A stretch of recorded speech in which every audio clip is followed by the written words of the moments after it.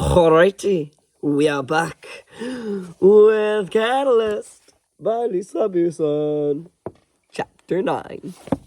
And here we go. After dinner, Ari was hanging out in her room with her minions while everyone else was busy with their daily duties, which changed monthly on a rotating schedule. So far, they'd taken it easy on Ari and only asked her to keep her bedroom and bathroom clean and to keep an eye on the twins, while they helped her out with anything else she needed. Today, she had them both busy making decorations for her room. Hi, baby. I don't know if you can see Kamikaze here. Hi, my Kamikaze.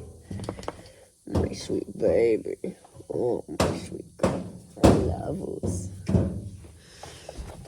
Kamikaze, my German Shepherd, rescued her from a meth house. Yeah, my baby. Oh, you want me to throw the ball? You want me to throw the ball? Oh, no. It's my ball.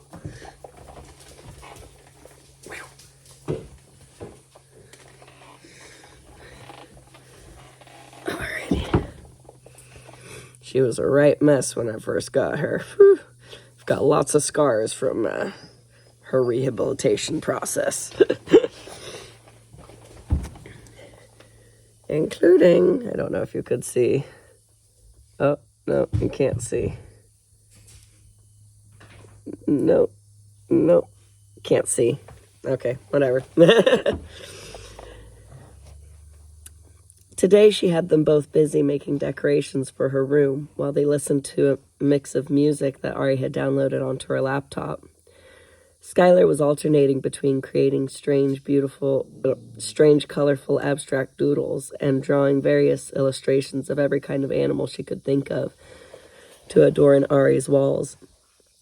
Meanwhile, Soren was busy folding origami star boxes to put over the bulbs on the string of lights they had commandeered from storage. Ari drew the Senate name glyph for the 100th time in hopes that it would spur another memory of her father to come forward, but to no avail. She glanced over at Skylar to see her standing up and taping another one of her creations on the wall. Ari couldn't help wincing at the tangled rat's nest that was the back of Skylar's hair. Marin had repeatedly tried to convince Skylar to let her brush it, but the little girl was notoriously stubborn and would always disappear in order to escape the brushing. Ari figured that if something wasn't done about her hair soon, they'd have to shave it all off. Looking at the drawings taped up in a crooked line on the wall, Ari decided to try a different tactic. It's looking great, Skylar. Thank you. The sprightly little girl stepped back to admire her work and then gave Ari a big smile. You really like it? Of course. Eventually, I want to fill that whole wall with your art. It'll look awesome. With a little reorganizing of placement, the bright array of shapes and colors would look cool. But I was wondering if you'd want to do something with me. Sure, what? Skylar asked. When I was younger, my sister and I used to play with each other's hair, and I was wondering if you would like to do that with me. Your sister used to play with your hair? She asked cautiously, knowing full well what Ari intended, but the fact that it was a sisterly activity tempted her. Ari nodded. Yep. We'd brush and braid each other's hair all the time. It was fun, she said enthusiastically, trying to make it sound enticing. Skylar thought it over, obviously weighing the pros and cons. Okay, she said wearily. But I get to do you first. Great, Ari thought sarcastically. All right, my hair stuff is in a basket on the shelf in the bathroom, Ari said as she got up from her desk chair and went over to sit on her bed. Skylar skipped over to the bathroom while Soren, uninterested in the girly activity, ignored them and continued to make his stars and place them over the little light bulbs. Skylar quickly came out of the bathroom with the basket and Ari's brush and scrambled onto the bed and knelt behind her. She was surprisingly gentle as she guided the brush through Ari's thick, dark hair, which had grown down past her shoulders since the haircut Gamma had given her back at Ardmere. At the thought of Gamma, Ari's heart felt a squeeze of remorse at the realization that she'd never see the kind woman ever again. Gemma had become like a grandmother to her, and Ari never had a chance to give her a proper goodbye. They'd had every intention of going back to the manor after getting the last stone at Royce's charity benefit.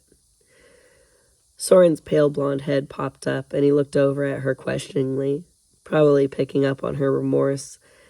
Ari took a deep breath and concentrated on the comforting rhythm of Skylar's brush strokes through her hair. It really did feel nice. Life is full of meetings and partings. That's the way of it. Charles Dickens really hit the nail on the head with that line.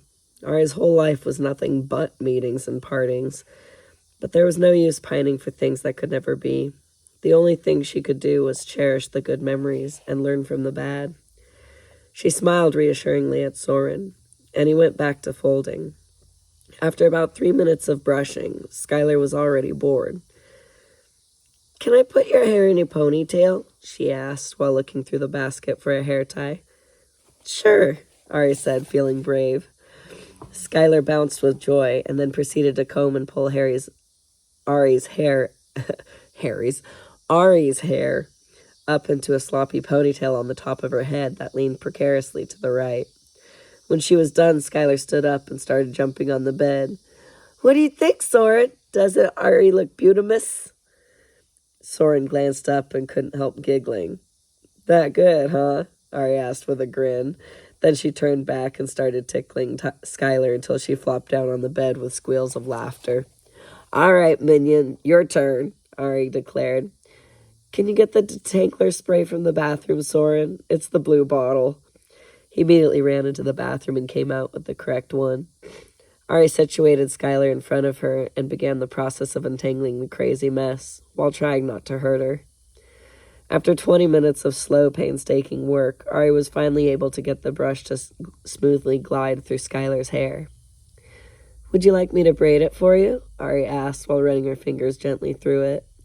Skylar stopped humming along with the music playing and looked back over her shoulder uncertainly.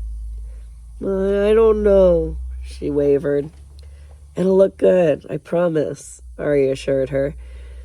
She never really had the knack for doing her own hair, more than putting it up in a ponytail or a lazy top knot, but she had always liked experimenting with different braids and styles with Sadie's hair while they watched TV or listened to music. Skylar thought about it for a minute, but then nodded her head. "Okay." Ari decided that Skylar's hair was long enough for an over-the-shoulder braid, so she parted her hair on the right and started French braiding her hair across her forehead, then down her hairline towards her left ear. As she worked, Ari casually asked, "So what was all that business about you guys sneaking up to the roof that you were talking about earlier? What were you going up there for?" Skylar stiffened in apprehension, and Soren's hands froze mid-fold. "It's all right. You're not in trouble. I'm just curious," Ari said soothingly. "And I want to make sure you guys aren't up to something that you shouldn't be." "We promised not to tell," Skylar hedged. "Warning! Red flags! Alert! Alert!" "Who did you promise?" Ari asked, trying to keep the anxiety out of her voice. "We promised not to say that either," Skylar said, turning to look back at Ari with big innocent eyes. "You wouldn't want us to break a promise, would you?" Yes. She wanted to get to the bottom of this, but she also didn't want them to not be trustworthy with their promises. Well played, minion. "No," Ari conceded. "But you both have to swear to me that no one, including yourselves, is being harmed by this promise of secrecy." "No one is being harmed," Skylar assured her. Ari checked her intentions and saw that Skylar wasn't 100% sure of that, but she really hoped it was the truth. Ari looked over at Soren and could sense he felt a bit guilty, but it didn't seem dire. "Anyway, we decided earlier that we're never going to do it again. We promise," Skylar said, crossing her heart. The gesture reminded Ari of the pinky promises that she, Sadie, and Hector used to do when they were younger. Ari held out her pinky towards Skylar. "Pinky promise me, minion. Nothing breaks a pinky promise." Skylar held out her pinky and Ari grabbed onto it with hers. and the little girl smiled, thrilled to have this bond with her. "I pinky promise," Skylar said solemnly as she could. "You too, Soren," Ari said, holding her pinky out towards him. He got up and interlocked his pinky with hers, holding her gaze to show he meant it. "Just remember," she said, addressing them both, "you guys can tell me about anything that's bothering you or anything that makes you feel uncomfortable, and we'll work it out together, okay?" They both nodded, and then Soren went back to his spot on the floor and continued to work. With that settled, Ari went back to braiding, just as she told Skylar to hold the braid she'd finished with while she started on the other side. Claudia and Ellie came by and leaned in the doorway. Their eyebrows shot up at the fact that Skylar was letting someone do anything with her hair, and then they took in Ari's hair and giggled. "Aw, Skylar, you look so pretty," Ellie said with a kind smile, and Ari could have hugged her for the compliment. "Thank you," Skylar said with a shyness that was completely out of character for her. Ari leaned down and whispered in her ear, "I told you so," and then kissed the top of her head. Ari was so proud of her minion for being brave enough to let her do this and show off her birthmark. "Can we come in?" Claudia asked. "Of course," Ari said as she continued to braid the rest of Skylar's hair around the right side of her head, though she was a bit surprised. Besides the twins and Cam, no one had wanted to hang out in her room before. "Yay!" Ellie said as she brought a plate full of chocolate chip cookies out from behind her back. "We brought snacks!" The twins' eyes lit up, and Ellie bent over to let Soren take one, and then came over to give Skylar and Ari one. She then put the plate on Ari's desk and sat down in the chair and spun around in time with Jupiter, the bringer of jollity, from Gustav Holst's The Planets, which was currently playing on Ari's computer, as Claudia sat down on the small couch. "One moment. I'll be right back."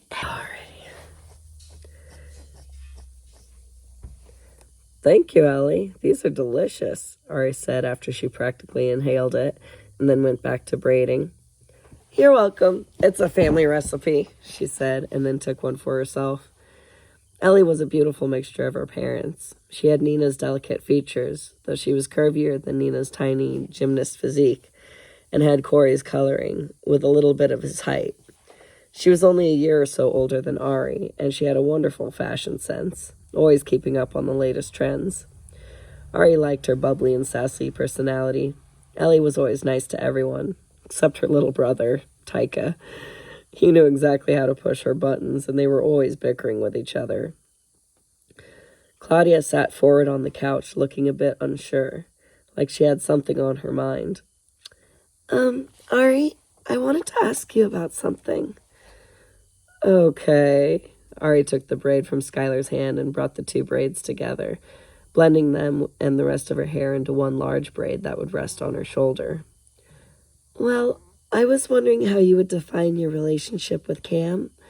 I mean, you're not really related, but you seem more than just foster siblings, or whatever you guys were, I mean." "What she means is," Ellie interrupted, "she thinks Cam is super hot and wants to know if you have a claim on him." "Ellie!" Claudia said in outrage. "What? You do? You're always going off about how handsome and ripped he is. I mean, come on. You could practically wash clothes on the guy's abs." "Ellie, enough!" Claudia warned. But then she turned back to Ari. "But yeah, is he spoken for? Because if he is, I'll back off." "Oh, Ari said, taken aback. She'd never looked at Cam in that way before. She had always loved him like a brother. But after everything they'd been through, they had transcended that relationship. He was so much more to her than that now. She'd never fully delved into the immenseness of her feelings for him, because it scared her how essential he was to her. He was her constant. He was her Cam. She could admit his face had a favorable symmetry to it that made him an attractive guy, but she had never thought of him in a romantic way. That just seemed weird. No, our relationship isn't like that. Go for it," Ari said, looking over at Claudia, and she could see the relief and excitement behind her eyes. Ari then added, "He's into you too. I've seen it." "I told you," Ellie said with a big smile as she playfully shoved Claudia, who also had a huge smile on her face. Ari could see what Cam saw in her. With her silky blonde hair, sea green eyes, and perfect peaches and cream complexion, she was a very pretty girl. "Oh, and by the way, just so you know," Ellie said to Ari, "Joshua is off limits." "Okay," Ari said with a smirk, bemused that these girls saw her as a threat and felt the need to stake out their claims. It's not like guys were beating down her door to be with her or anything, especially now. "Are you guys a couple?" "Well, technically no, but we will be," she assured her. "You know, once he gets his head away from all that science stuff and realizes what an unbelievable catch I am," she said, moving her hands from head to toe, and Claudia and Ari giggled along with her. "Besides, they say that a way to a man's heart is through his stomach, and I got that covered. Right, Soren?" she asked, giving him a conspiratorial wink. The poor boy didn't know how to respond, so he didn't. He just ducked his head even further and continued to fold, so focused on his task that he was more than halfway done now. Ellie and Claudia continued to talk animatedly to each other about their future group dates, while Ari tuned them out and put a hair tie at the end of Skylar's braid. Then a thought popped into her head. She was able to see that people were physically attractive, but she had never actually been physically attracted to anyone. That's odd, right? She remembered that when Sadie and her friends were her age, they used to have crushes on a different guy almost every other day. But not Ari. Not even a crush on a celebrity. To be fair, her life hasn't been too conducive to romantic thoughts lately. Oh, speaking of which, academies. That's the word I was trying to say in the last chapter. Academies, or whatever I was doing. It's academies. It dawned on me afterwards. So sorry to interrupt the storyline for that, but it was quite the brain glitch.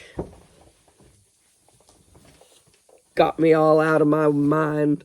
All right, we're back.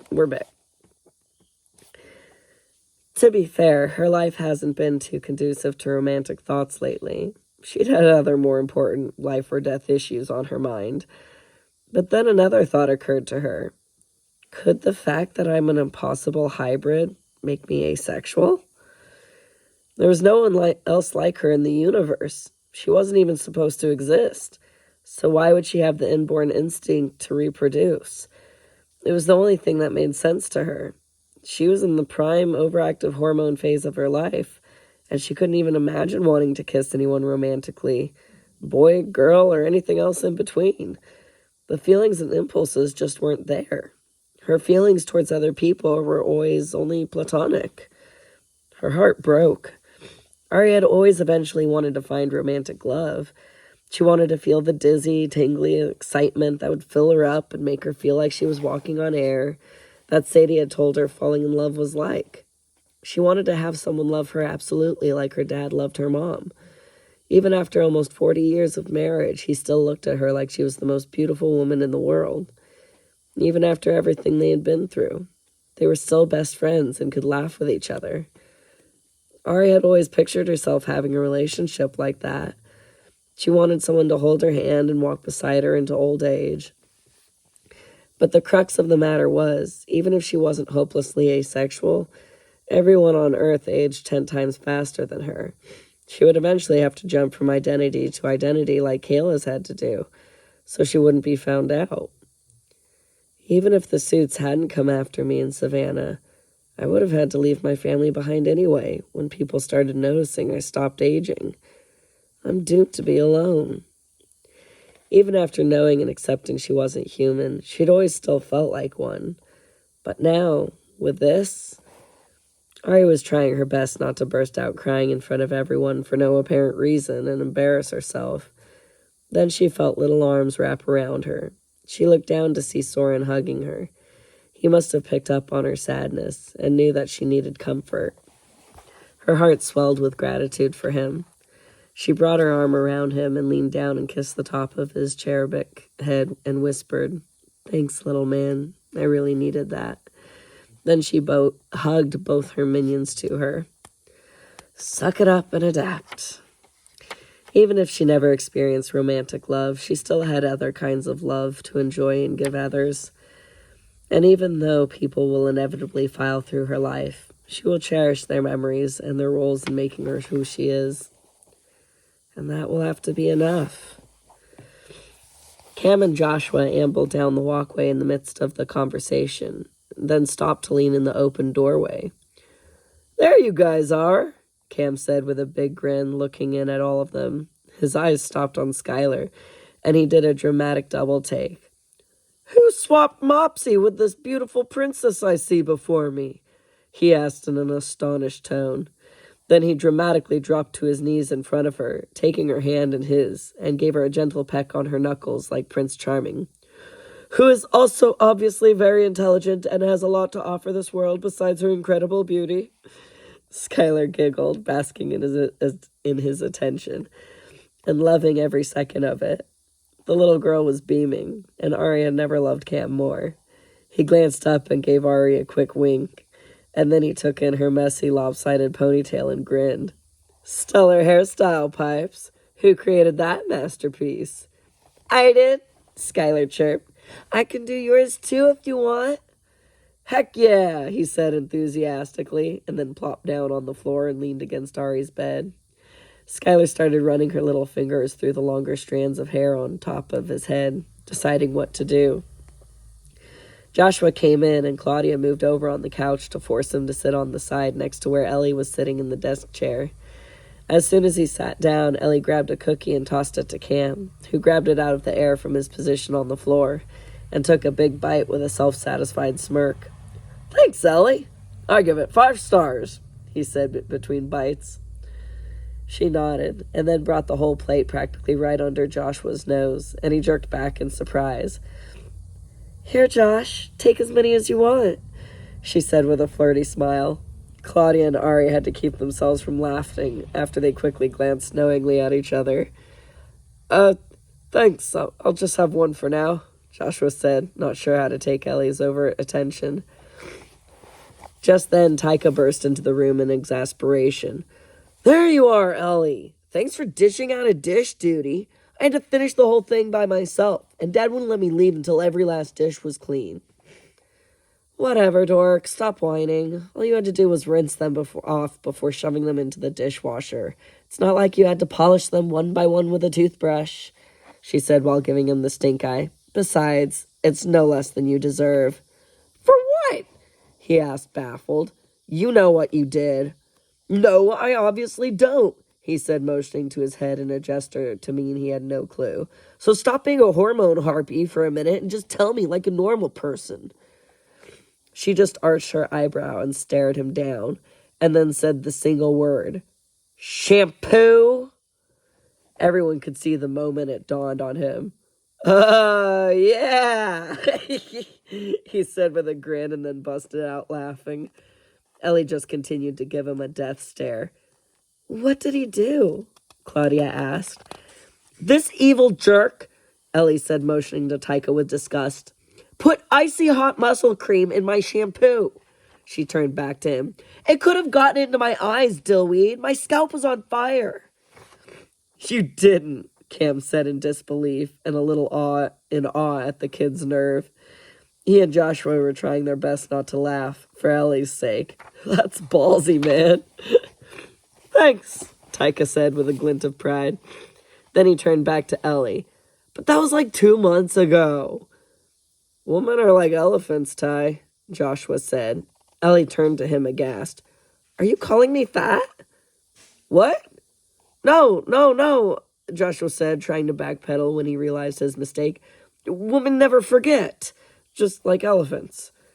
"Nice save, man," Cam said with a chuckle. "I like your hair, Cam," Claudia said with a flirty smile, trying to change the subject. Skylar was putting Cam's hair in multiple tiny ponytails on the top of his head. Cam knew perfectly well he looked ridiculous, but he didn't care. Jealous? He asked with his impish grin, and everyone laughed. So Ari, Claudia said casualty. Casualty. Claudia said casually. Cam told me that he's going to go back to using Baldwin for his last name. He is? He didn't tell me that. She looked down at him questioningly. This meant that his relationship with Miles must be on the mend if he was actually using his real last name again. Cam just shrugged nonchalantly in response, like it was no big deal.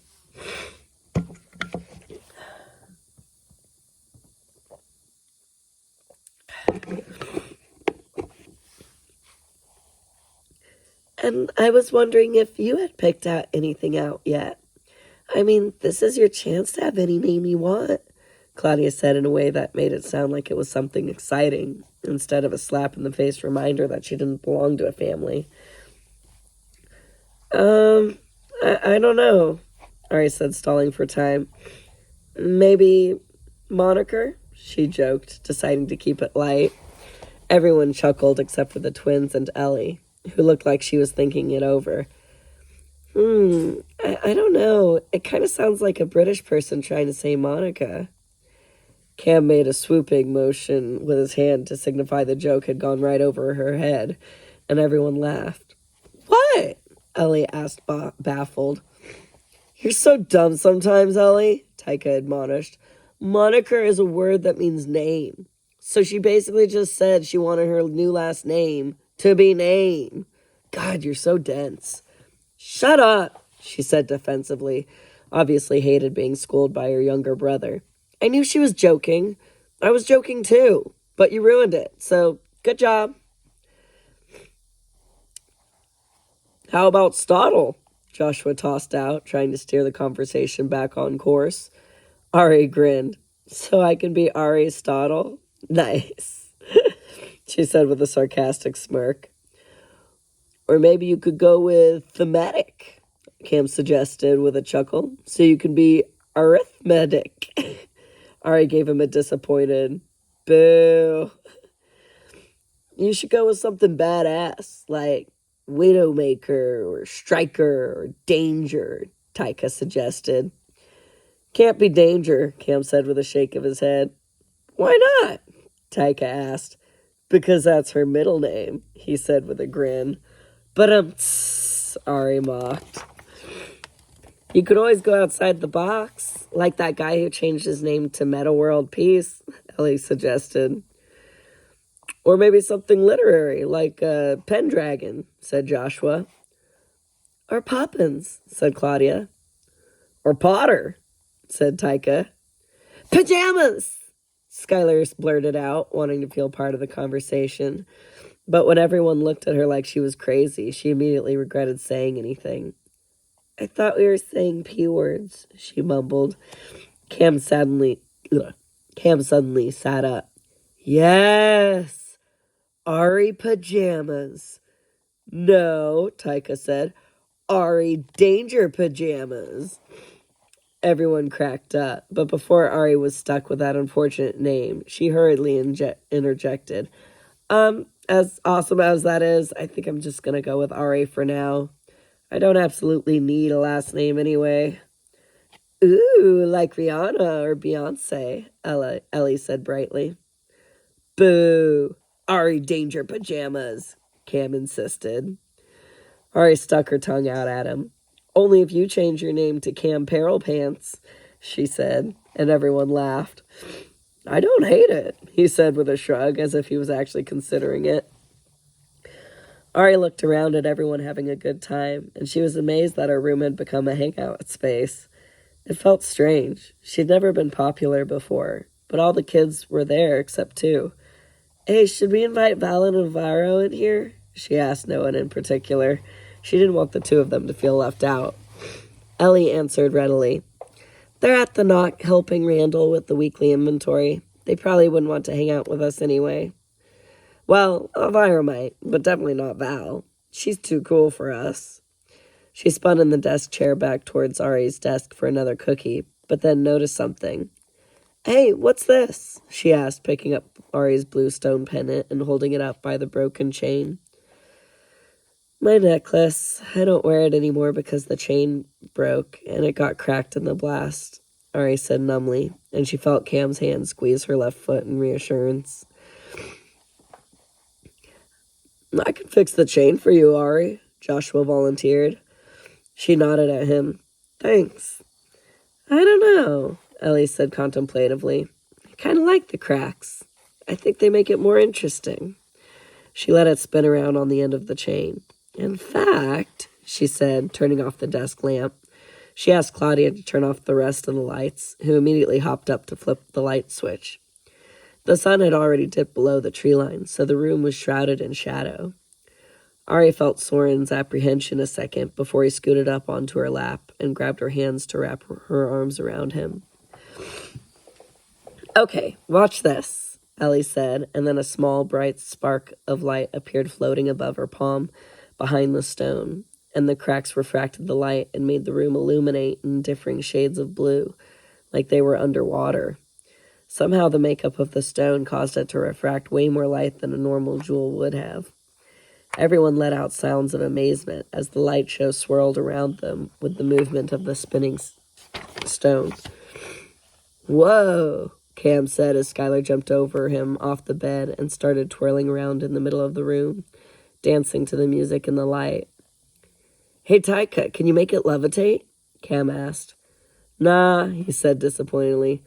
I can do the light, but not the pendant. It's too heavy. Ari had an idea. She started to focus and channel her energy into Taika, like she had done to Cam and Kale the night of the explosion. She noticed his energy flare, and he seemed to notice the pulse as well, because he turned towards her. Try now, she thought to him, and he grinned. He held out his hands towards the stone and the spark of light and concentrated. Ari noticed his energy start to manipulate the molecules around them, and they began to lift away from Ellie's hands and into the air above her. And he laughed in amazement. Ha ha! Yes! The light and the pendant were floating up by the ceiling, and the whole room lit up with the projected spinning light. Are you doing that? Cam asked her as he got off the floor and sat on the bed. Just giving him a little help, she said, continuing to channel her energy towards Taika. Ellie giggled and then created a couple more sparks of light. Here, Ty, she said, indicating that he should float them as well. He concentrated on them, and they began floating up by the other. Then he started making the lights orbit around the pendant, and it looked like their own little rave party. Cam got up and went over to Ari's computer, which happened to be playing B.O.B.'s I Got the Magic in Me, and turned the volume up. Oh, yeah, now it's a party. Ari rolled her eyes at him as he started dancing while lip-syncing the words to the song. He grabbed Skylar's hand and started twirling her around, which then prompted Claudia, Taika, and Ellie to join in with them, singing along and dancing. Ellie tried to convince Joshua to dance, but he refused, so she sat down next to him instead, scooting in close and leaning her head on his shoulder. A small part of Ari wished she could join in the dancing too, but she was content with watching, hugging Soren on her lap. She could sense that the little boy felt the same way.